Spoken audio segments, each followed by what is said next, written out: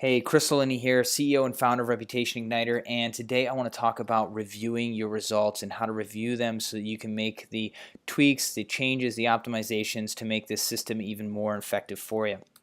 So looking at this example right here, this example business has given 35 requests for feedback. They've received 18 pieces of feedback. So 18 divided by 35 gets them 51% conversion rate in terms of how many of their customers are leaving them feedback. And they've obviously got no negative feedback, which is always the best, but isn't always the case. So, getting a couple of those, not a big deal. The reason we're doing this is because the majority of the feedback that you get, in this case 100%, but it's typically around 95%, is going to be positive.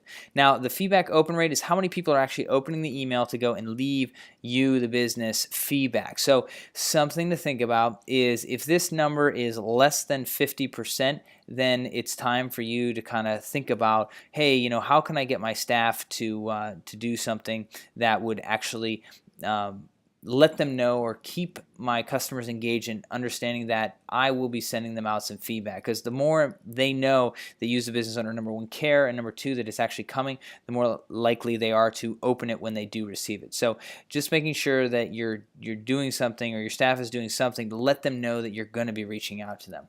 Over here, feedback link click rate. This is how many people are actually clicking to go and leave a review online for the business. So if this number is actually larger than your feedback conversion, that means that actually people are clicking on more than one review site. But typically what you want to see is somewhere where this percentage is exactly the same as this, or at a minimum a half as much of this. So for example, let's just say, for sake, it's easy math, it's 50% and you see 25% over here. That's still good. That means the system is converting 50% of the people who are leaving you feedback into people who are writing you reviews.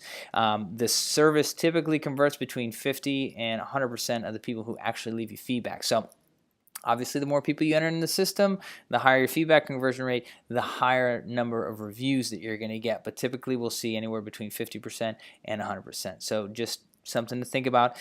If this number over here is significantly lower than 50% of this number, then hey, let's talk. There's got to be some stuff that we can do either on the pages, in the videos, or in the emails to kind of get people more engaged and get them understanding how important this is for you. So as a business, if you're seeing something that is less than half of the feedback conversion, need to know that.